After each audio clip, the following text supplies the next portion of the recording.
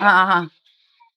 Marah-marah terus anaknya masih maksa aku suruh bertahan. Oke, aku udah bertahan. Tetapi kalau sikapnya kayak gitu terus, di rumah gimana keadaannya, kan sangat-sangat gak nyaman, kerja pun pokoknya udah nggak tenang, nggak enak gitu.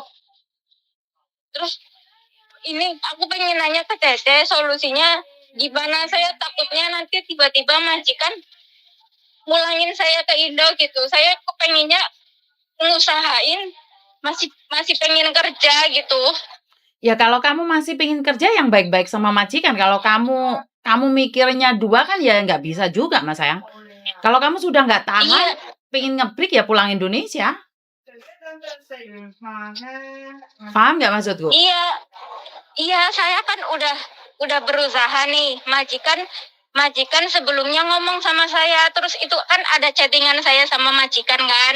Majikan pun berkata bahwa ibunya itu sangat temperamental dan sangat marah, dan kalau sudah marah itu susah untuk nyembuhin kemarahannya. Ini udah 2 bulan, udah 2 bulan lebih. Tak sabarin gitu, udah 2 bulan lebih tak sabarin. Tapi semakin kesini semakin malah parah gitu. Semalam juga habis marah-marah sampai nunjuk-nunjuk aku, sampai akunya kejengkang sama nenek itu, ditunjuk-tunjuk sampai depan muka, sampai depan badan aku, sama dia sampai aku lagi duduk kejengkang.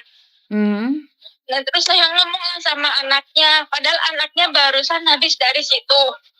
Anaknya pergi, ibunya langsung marah-marah. Anaknya belum 5 menit pergi tuh langsung marah-marah. Jadi neneknya itu di saat ada anaknya, dia itu pura-pura baik gitu, pura-pura nggak ada masalah. Tapi anaknya pun tahu bahwa ibunya bersikap seperti itu. Sebelum saya ngomong sama anaknya pun menjawab bahwa iya, saya tahu ibu saya seperti itu. Ketika ada tamu dia kelihatan ceria, baik gitu. Tapi ketika tamu itu pergi belum 5 menit, dia langsung marah-marah, langsung memuncak gitu. Dan saya pengennya itu sebelum lebih parah lagi, itu pengennya tuh ngomong sama majikan baik-baik gitu. Kalau emang keadaannya udah nggak bisa diperbaiki, saya juga udah terasa kayak nggak kuat, nggak nyaman gitu, kerja aja badan itu gemeteran gitu. Oke. Dan yang iya gimana sih menurut saya, gimana? Iya, sekarang gini loh, Nduk. Soalnya ayat 1 pasal 1 majikan selalu benar. Jadi kalau kamu nggak tahan ya udah ngebreak aja tapi pulang Indonesia, sayang. Kalau nggak kuat ya memang itu solusinya. Jangan maksain diri sendiri kalau sudah nggak betah. Ini peraturan, kita berbicara tentang peraturan. Peraturan mengatakan bahwa ngebreak atau interminute tanpa surat bagus, maka harus pulang Indonesia. Gimana majikan akan memberikan surat bagus sama kamu kalau kamu sekarang nggak kuat? Sekarang anak mana yang tega ibunya sendiri juga? Paham nggak maksudku? Iya. Nah iya. Ya kalau memang nggak tahan, kamu sudah nggak kuat lagi, di bawah doa kamu sudah nggak kuat lagi, ya itu hak kamu sayang. Kamu ya boleh pergi. Aku cuma bisa menguatkan kalian, ngasih solusi kalau kalian mau dengar. Tapi kamu bilang sudah gemeter, nggak kuat lagi, sudah nggak mampu lagi. Udah lepaskan. Sesuatu yang tidak mampu jangan dipertahankan. Lepaskan. Iya, maksudnya saya ngubungin Cece gitu, minta tolong sama Cece, coba ngomong sama anaknya nenek gitu, sama dia kan nggak tinggal bareng sama saya. Bukan, coba sebentar. Kamu anaknya Bandung? Bukan, Ya nggak bisa dong sayang. Kemarin nelpon aja saya nggak diangkat-angkat sama dia, dan saya udah chatting pun nggak direspon sama dia. Dan kemarin agent tuh habis ngubungin majikan aku gitu. Sebenarnya agent itu ngasih arahan ke nenek biar nenek itu nggak marah lagi gitu, biar meredam amarahnya. Tapi ternyata malah neneknya semakin dikasih tahu baik-baik, ketika mereka itu nggak ada di rumah, kemarahannya itu semakin parah gitu. Setiap hari apa aja itu salah, pokoknya apa aja itu salah. Aku udah nurut salah, aku udah nurut pikir aku nggak nurut. Aku udah coba sebisa mungkin, sekuat mungkin gitu. Gini Mbak, sekali lagi, majikanmu bukan majikanku. Aku tidak ada hak untuk mengkonekkan diriku ke majikan. Apalagi aku ngajari majikan, kecuali majikanmu dari agenku, dari kantorku. Aku bisa mencari majikanmu saat ini juga. Tapi masalahnya kan bukan, sayang. Itu yang pertama. Dan yang kedua, kalau memang dengan cara apapun tidak bisa, saya percaya dengan kekuatan doa. Dikir yang banyak loh, di bawah doa loh, pasti manusia itu bisa berubah, sayang. Karena aku percaya doa merubah segalanya. Jadi kalau Kak, Iya tahu Cek, tapi anaknya pun emang udah seumur hidupnya nenek seperti itu.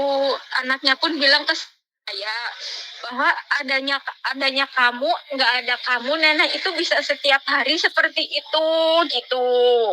berarti kan sudah sifat dia, terus ngapain kamu ambil hati? Kan sudah sikapnya dia seperti itu. Kenapa kamu ambil hati? Kamu udah tahu kayak gitu ya, kamu sekalian macak gendeng loh. Sekalian sama-sama gendengnya loh.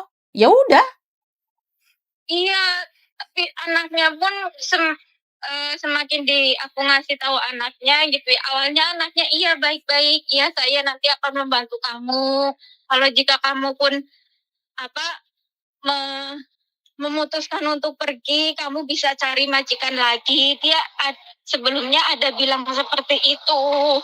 Nah sekarang semalam karena dia itu kan marah banget gitu, neneknya itu sampai nunjuk-nunjuk akunya ke jengkang. Aku ngomong sama anaknya, terus anaknya menjawab, saya juga udah berusaha bantu kamu, kata dia udah berusaha biar ibu saya berubah, tapi meopan Pak gitu kan. Lah anaknya aja nggak ada cara untuk orang tuanya menjadi baik. Terus gimana aku sebagai orang lain bisa ngasih tahu majikanmu, sayang? Paham nggak maksudku? Iya maksudnya aku pengen misalnya nge-break gitu, tapi pengen minta surat baik gitu sama anaknya gitu biar nggak pulang Indo gitu. Lah, sekarang ya tunjukkan etikat baikmu untuk jaga orang tuanya, maka majikan pelan-pelan akan memberikan surat itu. Tapi kalau hubunganmu sama majikanmu, sama neneknya aja nggak bagus, kira-kira aku sebagai anak akan ngasih surat bagus nggak ke kamu? Ya enggak dong, sayang. Bener nggak? Bener tidak? Iya kan. Makanya, kamu sendiri harus pandai-pandai menempatkan diri. Berapa lama sih kamu di rumah majikan situ? Ini baru mau jalan 4 bulan. Ya, masa penyesuaian, sayang. Sekali lagi Ya, kan. tapi ini tuh udah mau jalan 3 bulan itu begitu terus neneknya itu. Jadi aku serasa tertekan gitu. Dok, kamu lebih butuh uang atau lebih merasa tertekan? Sekarang pertanyaannya. Lebih butuh uang atau lebih tertekan, sayang? Di antara timbangan dua belah pihak itu kamu lebih tertekan atau lebih butuh uang? Iya, terus yang jadi pertanyaan saya nih, misalnya tiba-tiba nih saya ada masalah nih ya sama majikan, di keadaan tuh udah memanas sekali gitu ya. Nah terus kan otomatis saya balik ke agent gitu. Terus agent tidak bisa mengusahakan saya bertahan nunggu visa di sini nyari majikan lagi misalnya gitu. Majikan nggak mau ngasih surat baik. Nah saya kan punya settingan saya sama majikan gitu. Settingan sama majikan bahwa majikan mengakui ibunya seperti itu gitu.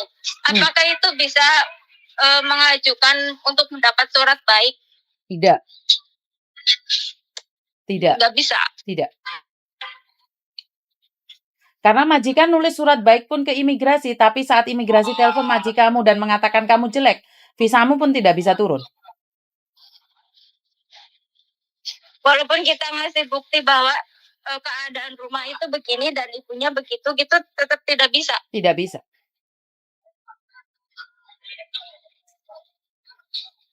Tidak bisa. Ya udah Cem, makasih. Nanti saya hubungi lagi, ini lagi di pasar, takut waktunya nggak cukup, bisa dimarahin lagi. Di rumah nggak bisa telepon. Aku bener-bener heran sama kamu loh, Dok. Kamu baru masuk 3 bulan, 4 bulan kan wajar penyesuaian. Kamu setiap hari sambat aja, pantas agentmu nggak mau angkat teleponmu lah, Dok. Masa-masa Aku penyesuaian nggak pernah sambat ke agent. Aku nggak pernah sama sekali sambat ke agent karena kemarin udah terlalu ini keadaannya udah parah. Aku coba hubungi agent, saya tanya bagaimana ini, mau saya tanyain seperti itu. Lah aku bukan agentmu, Tapi kamu lah agent udah tidak ngubungin. respon. Aku bukan Saya agentmu. hanya berkomunikasi dengan anaknya. Saya ibarat bekerja sama anaknya untuk membuat ibunya lebih baik begitu. Saya nggak pernah hubungin agent, apalagi ngeluh begini-begini itu belum pernah. Lah aku bukan agentmu kok kamu ngeluh sama aku bukan cuma sekali. Iya, agentku nggak bisa dihubungi. Saya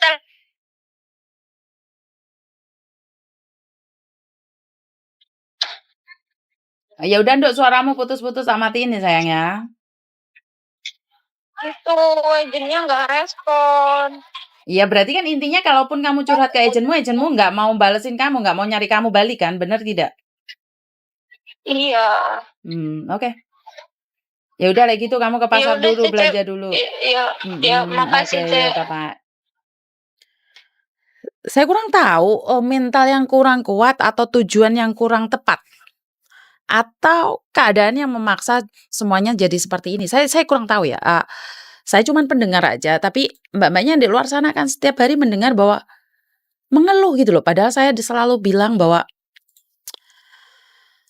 sulit juga ya, saya tidak menyalahkan siapa-siapa karena mungkin tujuannya kurang kuat atau memang kitanya yang kurang mantap ya. Karena saya tahu sekali. Beban di luar itu sangat berat sekali. Beban di luar itu tidak mudah ya. Tapi kalau kamu terlalu sedih, kecut hati kan otomatis kan orang punya aura toh Mbak. Kalau auramu nggak nyaman terus, auramu emosi terus, otomatis kan majikan mana yang mau sama kamu? Itu yang pertama. Yang kedua, kamu selalu merasa bahwa orang lain menindas kamu. Tapi apakah kamu sudah melakukan kewajiban kamu? Kamu boleh menuntut hak kamu, tapi kewajiban kamu lakukan nggak? Nah di sini ini yang saya kurang tahu. Padahal saya sendiri. Saya bekerja di agent ini hampir 2 tahun. Gaji saya nggak naik loh Mbak. Saya kemarin sempat ngomong mau naik sekali, tapi bos saya kayaknya nadanya udah nggak enak, ya udah tak biarin aja. Saya sendiri gaji nggak naik loh sudah 2 tahun. Kasarnya orang ngomong September ini saya finish kontrak karena 2 tahun ya, September tanggal 21 saya itu masuk Bandung tahun 2020. Jadi saya pun sampai saat ini nggak ngajuk apa ya, gaji tinggi. Itu yang pertama. Dan saya nggak mendapatkan komisi. Saya bisa ngomong dengan lantang bahwa saya itu tidak mendapatkan komisi. Jadi saya tidak pernah memaksa anak-anak untuk tanda tangan. Itu kenapa? Tanda tangan yo nggak tanda tangan yo iyo, tanda tangan rezeki nggak tanda tangan rezeki. Kenapa? Karena saya selalu punya prinsip. Kalau memang cocok ya jodoh ya tetap dilakoni. Itu yang pertama. Dan yang kedua, saya bekerja di Bandung ini tidak mudah juga loh Mbak. Bisa cross check staff Bandung yang dulu. Siapa staffnya yang bisa bertahan lama? Cross check aja. Yang KTP Hongkong cross check aja. Kalau ada staffnya Bandung yang bertahan lama, itu menyatakan bahwa memang tidak mudah untuk adaptasi. Tapi saya bersyukur saya mampu bertahan 2 tahun. Itu aja dari saya. Sorry soalnya ada telepon masuk lagi. Wassalamualaikum warahmatullahi wabarakatuh.